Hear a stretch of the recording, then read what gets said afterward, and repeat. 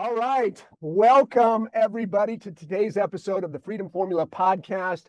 My name is Josh Payne. I'm your host here, and we have with us today a very, very special guest, a true legend in the financial industry for over 50 years, the great Bill Orender. You know, Bill's influence has reached the homes of hundreds of thousands of families across the United States. As one of the 85 original members of the A.L. Williams Company, founded in 1977, Bill became the 9th regional vice president and the first expansion broker outside of the state of Georgia. Bill has consistently earned for years well over $1 million a year passively in his business, holds the prestigious recognition of Circle of Champions within our company, and is a prolific author of 3 published books. His last one, A.L. Williams, Changed My Whole Life, and has his next book coming out, his 4th book, in the next 60 days. And I'm incredibly fortunate and honored to call him a mentor and a friend. Ladies and gentlemen, I want to welcome the great Bill Orender. Bill, it is a pleasure and an honor to have you on here this morning. Well, Josh, thank you. I don't take it, as I said earlier, for granted that people want to hear what I have to say. Yes, I'm very passionate, Josh, as you know, about the subject of money, having money, accumulating money. Because it is a well-worn negative to have money and accumulate money. And people are hurting because they've gotten bad information and bad mentoring, as you're saying, have a wrong philosophy about money. Yes, and I think that perhaps when somebody first clicks on this or sees the title of this interview here, it's going to spark some feelings inside of them about the subject of money. Just talk to me about what you have kind of witnessed about the way people look at money, and then we'll jump into sort of, you know, the evolution of your mindset towards it, and perhaps where you started and where you've come to today. Well, I think that every one of us have been mentored by the wrong people, broke people that have, in their minds, piously created a psychology, a consciousness of being broke and being humble about it. And so all of us have gone through, there's got to be more to life than money. How much is enough? You can't take it with you. The money's from the devil, the almighty dollar. And, people have been bred and disturbed psychologically because money is a taboo subject. No one talks about it. There's less talked about money than there is sex. And that's a subject you never want to bring up with friends. You don't talk about religion, don't talk about politics. Well, people won't talk about money either. And everybody, like myself, came from a family that, in my family, my dad and mom were both came from the Depression. And mom and dad were both factory workers. They both literally worked in a factory up on the south side of Chicago. And they hated rich people because the mindset is rich people got there on the backs of the working man. You hear that in politics today. They got their shtick. And so I grew up fighting the urge. I liked making money because I liked having my independence from them. And so I started accumulating money early on. I had a paper route from age 11 to age 17. Every morning I'd get up at 5 o'clock in cold Chicago mornings and deliver newspapers. You don't do that anymore.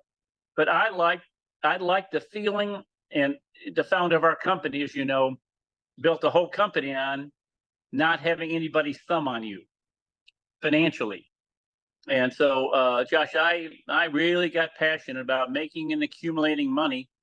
And like everyone else, I got into credit card debt because I got a job right out of college, like everyone else.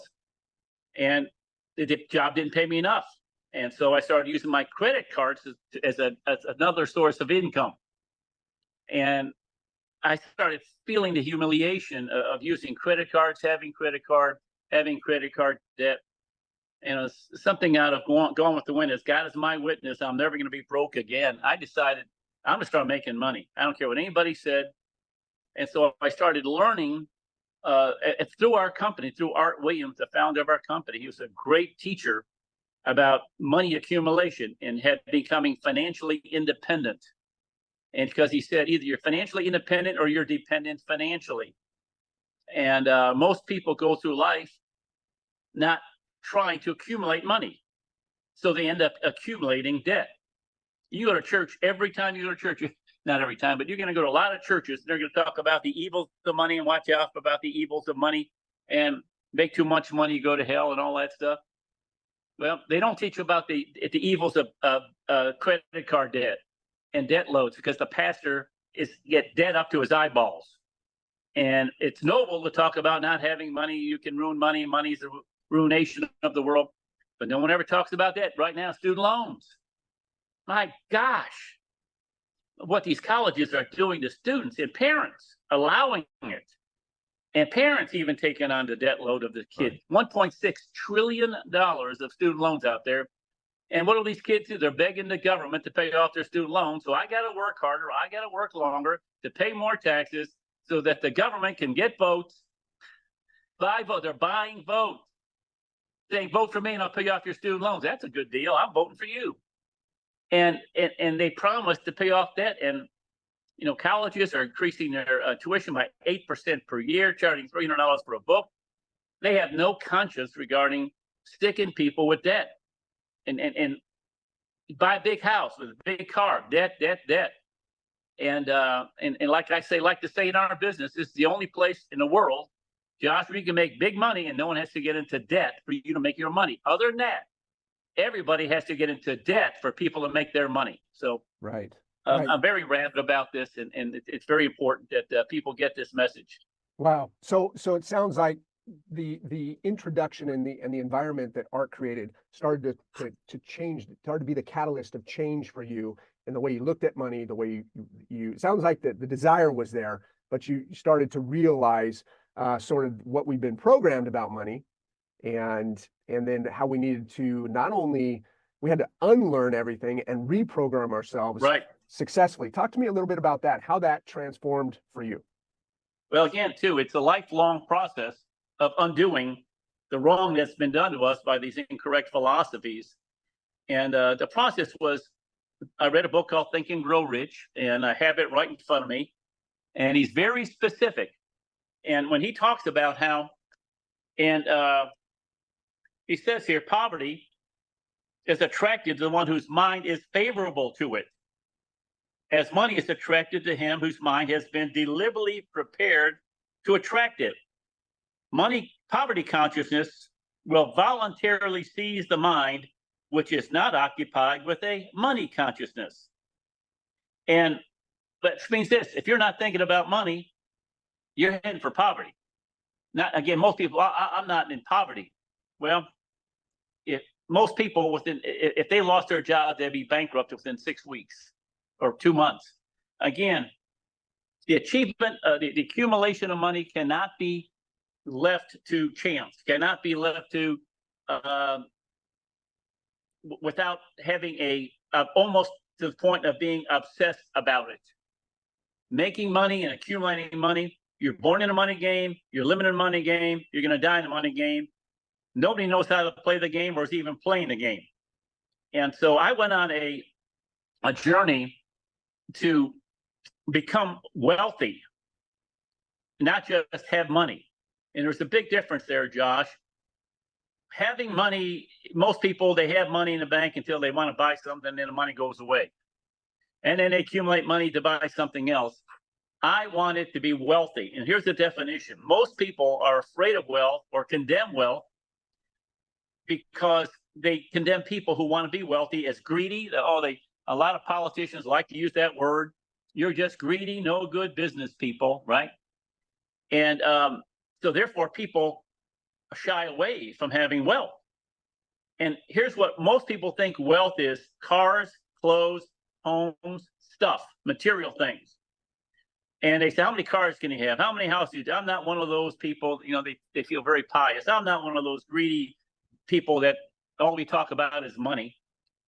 And so I went and worked hard to pursue the mind that it would take, learning and reading books and listening to many seminars on tape. wealth is not having things. People that want wealth want to have a amount of money off of which they can receive an income so you don't have to work. So if you ask a person, what do you do for a living? If they give you any known occupation, they're not wealthy. If you ask me, what do I do for a living?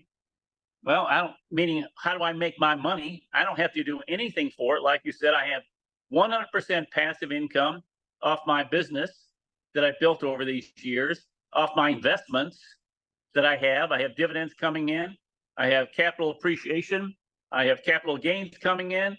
And I've got a net worth off of which I can receive an income without having to work. That's what wealth is. And people that want to make and accumulate money, again, want to be wealthy. And wealthy means no one's got their thumb on me. I can even tell the government to go stick it in their ear. I don't need the government's money. If they increase my taxes, I got plenty. But that was a decision I made years and years and years ago, Josh. And that's what people have to make a decision on now, to create that money consciousness that I'm going to have money, I'm going to accumulate money. And I started setting financial goals for the first time in my life when I got in this business, because the founder of our company did. And I had 3 specific goals when I started. And that was to make $100,000 a year. That's 100. It's like 300. To have $100,000 accumulated in 5 years, and then to be worth $1 million in 10 years. And I hit every one of those. And Josh, the only arguments my wife and I ever had is I was saving too much money. She wanted to start spending some of it, but I set financial goals that when I hit a certain financial goal, then we could buy that dining room set. When I hit another financial goal, then I can buy that pair of shoes.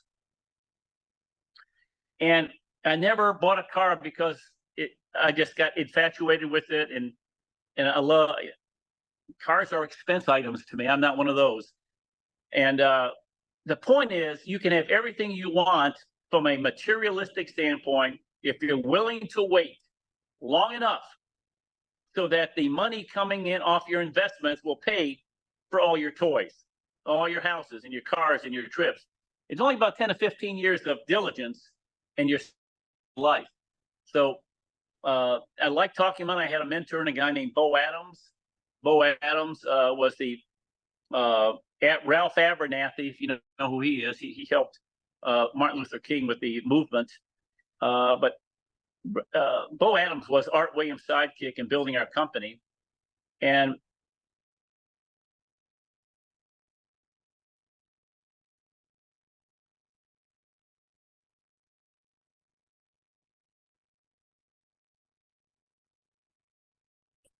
anyway, can you hear me, Josh? There you are. You froze. There we go. Now you're back. Bo Adams was Art's sidekick. That's right. And he taught me a lot about money, along with Art, that you want to be in position of making money. It's kind of like a game. You know, you and I were talking about baseball. It's a game, and you learn all about the game of baseball, and you learn the nuances of baseball, and you read about baseball. And when I was a kid, I loved baseball like you did, and I got every baseball magazine. The baseball players were my heroes. But now I write everything I can about money, and my heroes are people with money. Wow. Here's the difference. Tell me who your heroes are.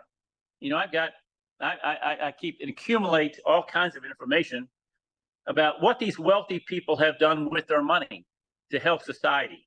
And so, and number one, I learned from was a man named Rabbi Daniel Lapin, as you know. He wrote a book called Thou Shalt Prosper that I read, 6, 7 times.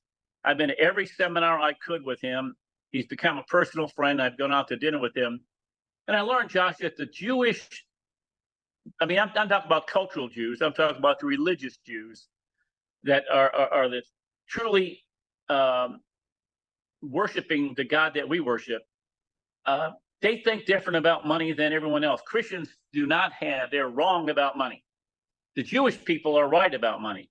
So I've studied them, listened to all his, I listened to his podcast. I read his book. I get a weekly letter from him, and he's got this letter that comes out every week. And the Jewish thinking is so radically different than the Christian thinking. The Christian thinking always goes back to, you make money so you can accumulate money So down the road, you can help people. And they call that giving back. He's giving back. He's giving back.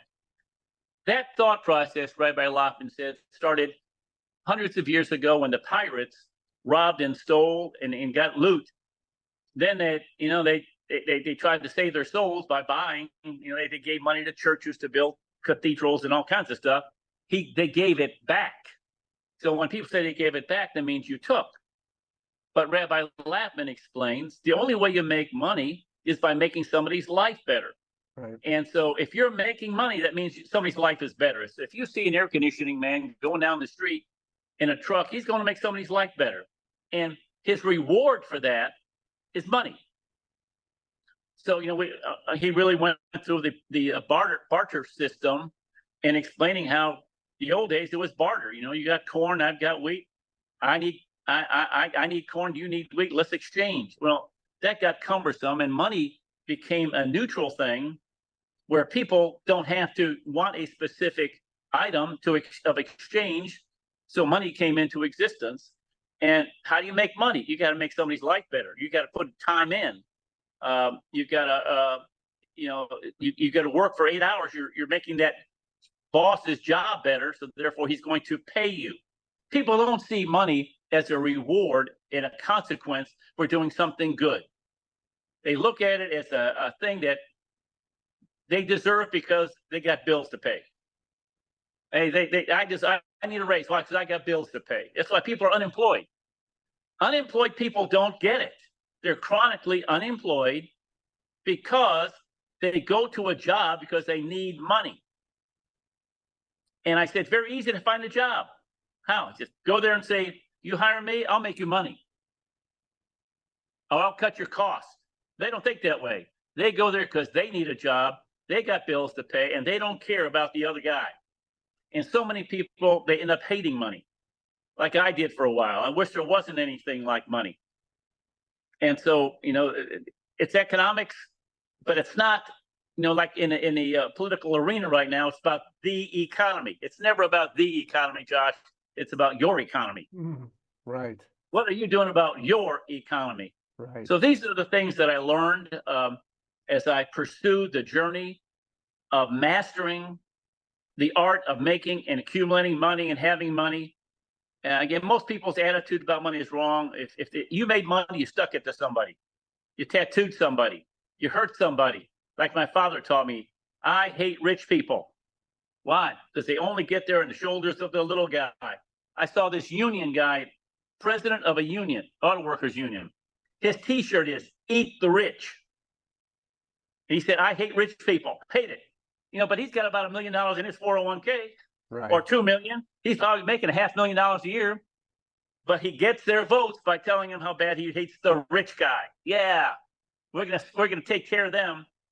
And rich people are never hurt because you don't like them. Wow. It's never that pursuit. Wow. It sounds like to me, and this will probably resonate and help people, but it sounds like to me the art of making money is nothing more than a spiritual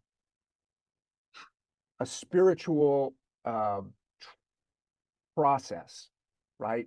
In that, I know Rabbi Lappin talks about when you serve people, you serve God because we were put on this planet to serve our brothers and sisters, and that it doesn't have to be something that say, I don't have to work at the church to serve God, but any business that God created business to serve our brothers and sisters and make their lives better. So when I serve people, I'm serving him. So it sounds like to me through that really making money is a spiritual process. And to take it a step further, which I'd love for you to elaborate on, is that making money is nothing more than a certificate of performance for the service I've rendered to make somebody else's life better.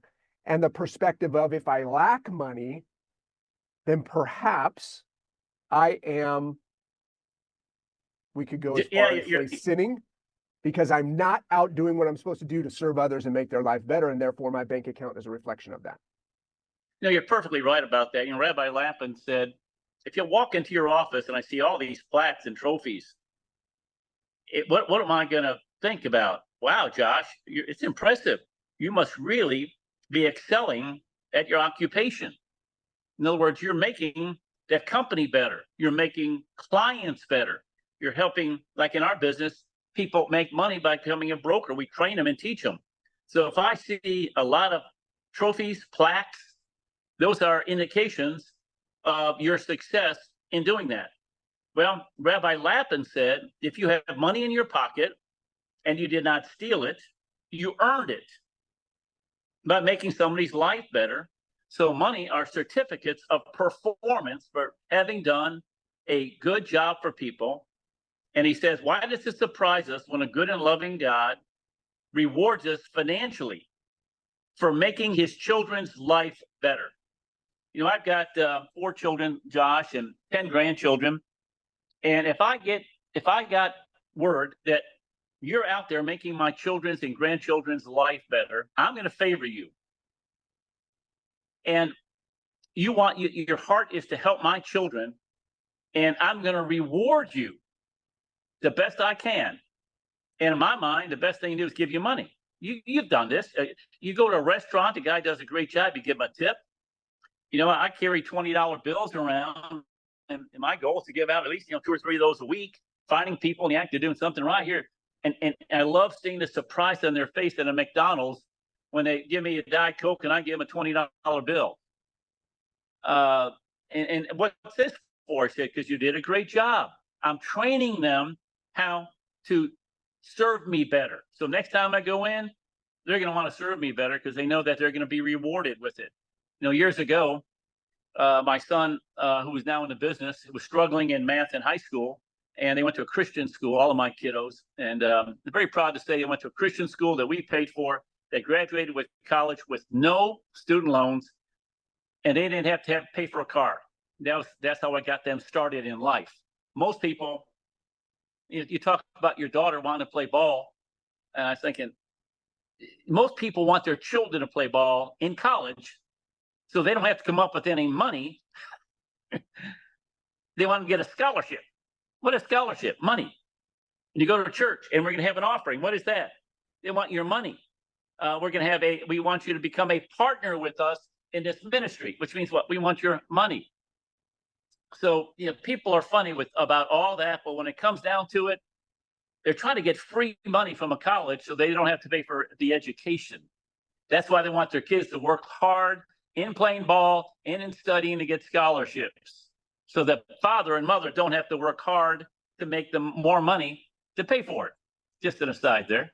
Anyway, so we went to the headmaster of the school, and I said, what do I have to do to get my son doing better in math? He said, it's easy. I said, what? He said, bribe him. I said, bribe him? Well, I'm not supposed to have to bribe my child. He said, well, how's your way working? And the bribe was find out something he wants, and if he gets his grades up, he gets it. And so we found out something he wanted materialistically, and his grades went up because he had to work to get it. God works the same way. I love what Rabbi Lappin said. God does not want us to live in an island unto ourselves, where we don't need anybody, we don't want anybody, I can handle it all by myself. In our world, we need somebody else. We need other people. And God created money to force us to be good to one another. How? If you're not good to somebody else, you're not going to get paid. Like my office manager, I don't know what I pay her, but she's underpaid. But her job every day is to make me good, make my life better, make it my life easier, to serve me, and I pay her for it. And she is an asset to me, just like my investments are assets to me, or my home is an asset to me. But even God works this way, Josh. We don't look at it that way. Josh, would you like to have eternal life? Oh, yes. Then believe in my son, Jesus Christ. That's a bribe. And you'll have eternal life and you'll be in heaven. That's a bribe. And if you got any sense at all, you're going to say, I'll have to take you up on that one. Right. And money's the same way. My grandson several weeks ago was visiting with us, and he said, why did you get into the financial services business? And I said, I didn't. I got into the business of making money, and I discovered that the way to make the most money I can make is in financial services. And then he said, well, why did you get into recruiting, building, creating broker business? I said, I didn't. I found out that the way to make the most money and have a passive income is to be a broker and create brokers in our business and industry. There's a wonderful book out that everybody has to read. It's a fundamental book called The Wealth Choice by Dennis Kimbro, Kimbro. And I have the good fortune, I'll be interviewing him in September. I got a connection with him. It's a masterpiece. And now it's got some social, cultural things that he talks about with people, but the fundamentals are there. And he's got one chapter, and he said, it's about the money. And most people love to say, Josh, I'm very successful, but it's not about the money. I love helping people. I love doing this. I love every one of the entrepreneurs and millionaires that he interviewed all said it was about the money. I came here for the money. And I found something that brings great value to people that can change their life. But I did it to make money. And because I did, I kept doing more of it. I started growing it because it's a constant reminder. The more I help people, the more money I make. Like to double your income, finding twice as many people to serve. Like to triple your income, quadruple your income. I would like to make 10, 15, $20 million a year. Well, I don't need to be, listen to this. I don't need that much money to be happy. Oh, really? What's that about you or helping other people? If you make $1 million a year, you help so many people. But if you make 20 million a year, you're helping 20 times that many. But if you say to yourself, oh, I don't need that much money to be happy, it limits your serve. It limits the amount of people you serve. And in our business, especially, it's our business in the last umpteen years paid 12,000 death claims, Josh. We paid 12,000 death claims. And I got paid millions and millions and millions of dollars to keep me on track to serve those people. Because down the road, every one of our clients will be getting a death claim. I've got 250,000 clients that are retiring one day. And I got paid a lot of money to do that. And one day they're going to be saying, I don't know who it was, but thank God for that guy. And so money is a measurement, it's a dipstick, it's a barometer of your contribution to your fellow man. So you don't have to say, did I make a difference with my life? Well, how much money did you make? Well, it's not about the money. Oh, yes, it is. I don't care who you are. Your money is an indication of the service that you give. I don't care if you're a salaried person working as a school teacher. If they could somehow connect school teaching, making kids' lives better with the money you're making, but they don't. What they do is, we know you're not going to make a lot of money, but that's the price you got to pay to help kids. And by the way, these people that work for nonprofits, yeah, let me tell you, I'd rather have a for-profit company calling on me than a nonprofit because they don't have to perform. Right. So money is an indication of your results and your harvest and making other people's lives better. Wow. And if people want to hear one day, well done, good and faithful servant, you can look in our business, maybe not every business. There's certain businesses you can't look at, policemen, firemen, military people, school teachers, maybe. You can say, well, they're not being paid what they're worth. And they're probably right. But in our business, and in business in general, it's a definite marker of your contribution to your fellow man. As Rabbi Lappin said, if you're not making the kind of money you want to make, find ways to help more people. Help people means make their life better. Serve your fellow man. That means make their life better somehow. And so that's why when you look at your income, you've got to say, I can do more and I'll be rewarded for it. I'm very proud to say in our company, when people make money, I'm proud they made somebody's life better. Right. When somebody goes out and makes a sale, they make $500. I say, congratulations. When are you going to pay that death claim? What do you mean? Because we're in the insurance business. Well, hopefully never. But every policy we write will be a death claim down the road. Every mutual fund we write, one day down the road, that person is going to be saying, thank God someone came into my life and encouraged me and taught me how to accumulate money down the road. Again, so nobody's got their thumb on you. Wow. Wow. Awareness comes to mind so much when I hear you talk about this subject, because as you and I both agree, this is the opposite of what's taught out there, the environments we're raised in. And so all of a sudden there's this awareness like, wow, there's maybe a different way for me to approach my life, approach my thinking, approach my mindset about money. Maybe I had the wool pulled over my eyes. And if that's the case for somebody, where do they start, Bill? How do they start to develop this thing that just rolls out of your mouth like it's poetry in motion? How does somebody start that may listen to this and go, I better change or I'm not going to have the life I want? Where do they start? Well, it's like this. Your daughter plays baseball, softball. If you want her to become a better softball player, you need a coach. And you need to send her to camps. And you need to have her trained correctly.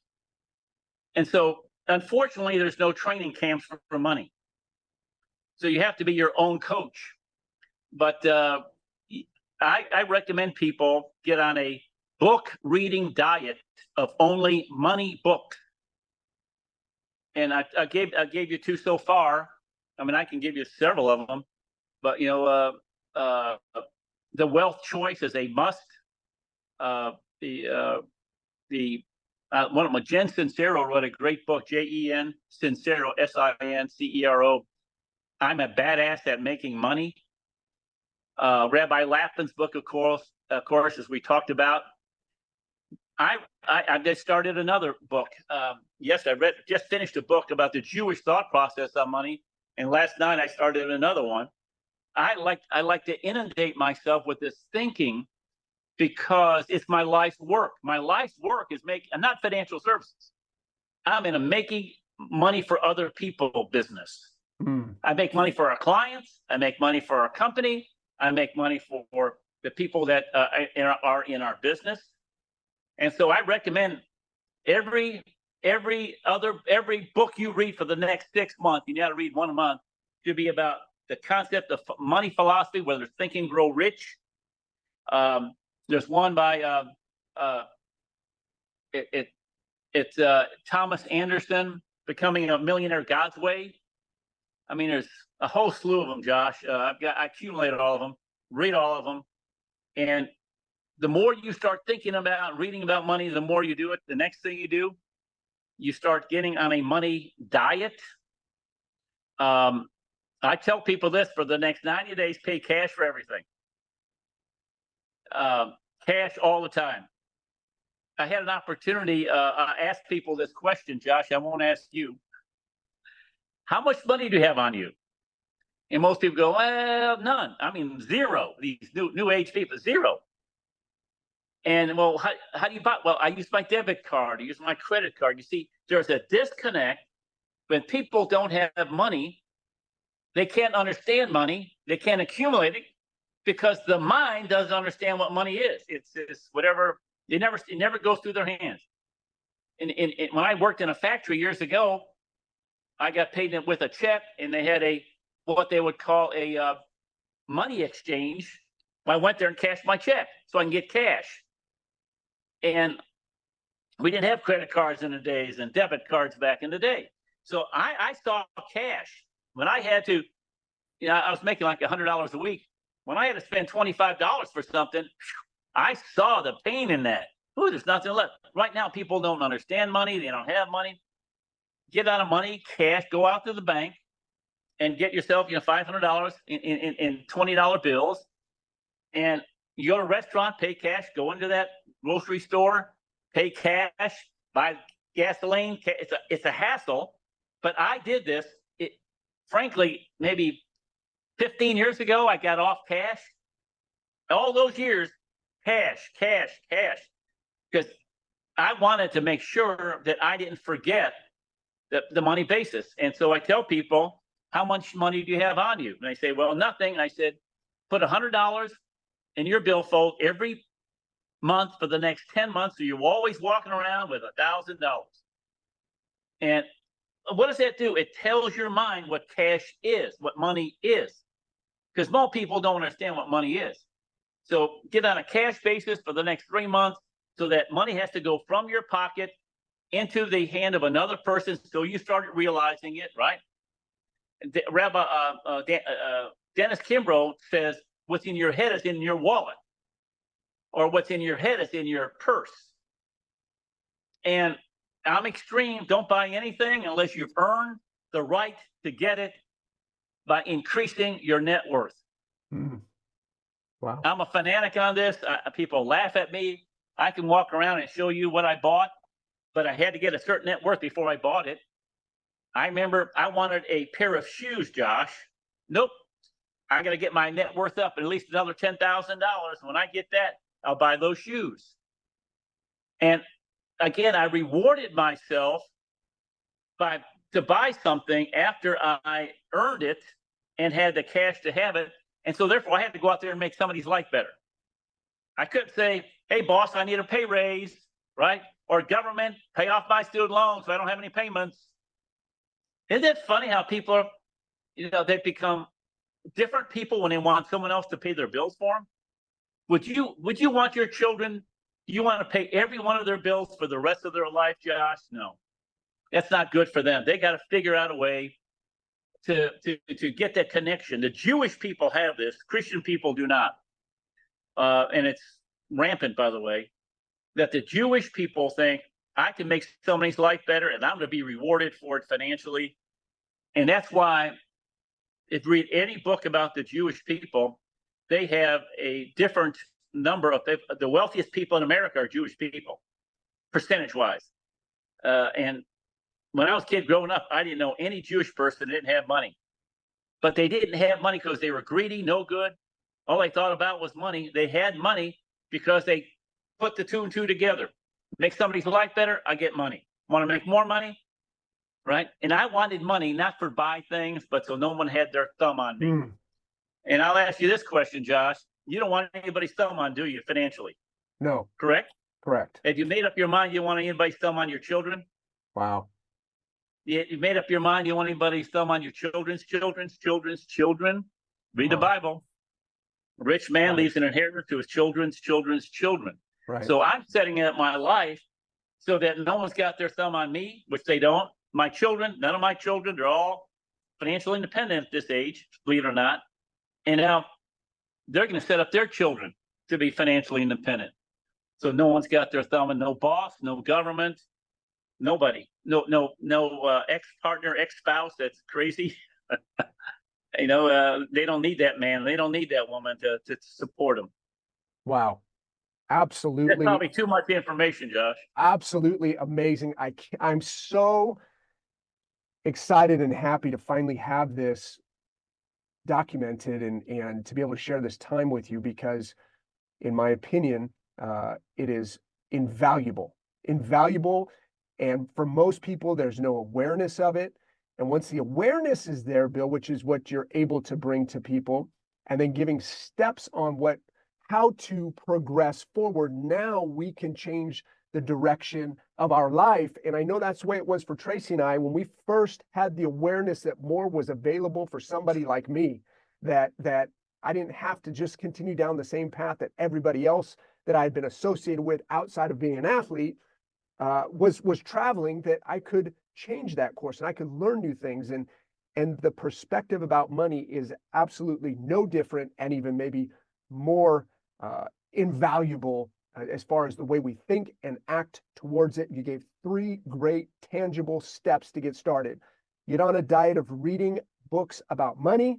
Get on a cash diet for the next 90 days. Don't buy anything that's not cash. And number 3 is, for the next 10 months, put an extra $100 in your billfold wallet purse till you get $1,000 and walk around with $1,000 to start increasing the money consciousness about what it means to have money. Wow, 3 invaluable steps there, Bill. I think we could go on for hours about this.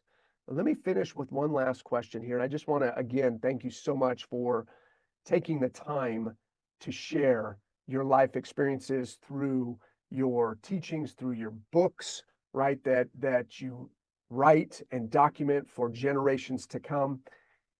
And that last question would be this: if you were to go back to your 20-year-old self, right, after 50 plus years in the business of making money and the business of helping others make money, what would you go back to that 20-year-old self and say, now that you know what you know after 50 years? I would have worked harder and made more money and put more money away. Mm. Because making money blesses other people. You have to become a better person. You have to become a more valuable person to make money. It's not I'm making money to make money for the sake of making money. I had to grow as a person. I had to grow. I had to had a better attitude. I had to be more committed. I had to have more of a work ethic. I had to be more spiritual. And so I had to be better. I had to grow. And money, again, is a measurement of all that. So when people only think about their own pocketbook, they're very selfish. They don't have to grow. They don't have to make anybody's life better. I just got to take care of me and mine. You know, I just need enough to pay my bills. I just need enough to be happy. Why do you need all this money? Well, see, the point is that people, and let me think something out before we end. You never really see the needs of people until you have money to help them. You're unaware. Did you realize?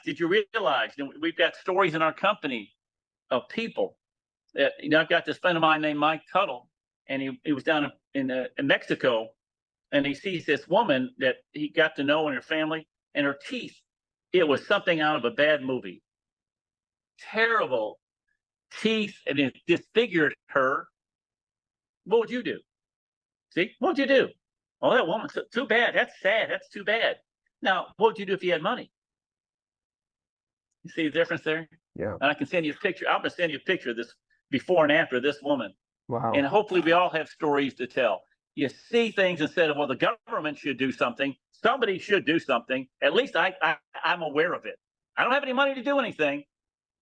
That's what a lot of people do. They want to vote for a politician to have him take care of stuff you're not willing to work hard to make money to take care of yourself. God doesn't say, you know, you're doing what I want you to do if you have the heart to want to do it. No, we're supposed to help people. And boy, money can transform people's lives. But you're not aware of it because you don't have enough money. You're just trying to take care of me and mine. And I hope my wife gets a good job so I don't have to work as hard. Hope my kids get a scholarship, right? I hope the government pays off my student loans. You're not having to become a better human being. Wow. Wow, Bill. Such profound perspective, and something that will benefit anybody and everybody that listens to this video here. And I just, again, want to thank you. I can't wait to do it again, to get on, talk about your new book when it comes out. I would love to do that. And just want to thank you for being such an impactful mentor in our lives, more than you ever know. All of the videos and all of the books we've read from you, and your mentorship as far as what it takes to become successful in life, to impact others, and to make sure that we are changing the lives of families in our communities and growing a big business, making a bunch of money, and making sure we've got that correct money mindset to accomplish the goals and dreams we have set forth for ourselves, our team, the families that we serve. So, Bill, you are a legend. Thank you so much, and I look forward to doing it again real soon. Thank you, Tracy. Thank you, Josh. Say hello to Tracy. I cannot wait to see your kiddo at University of Oklahoma playing base softball for the University of Oklahoma on TV. That's right. We get it all the time. That's right. Say hello to your family, Josh. Thank you for doing this. Thank you for asking me. God bless everyone. Same to you. Bye-bye. Bye-bye.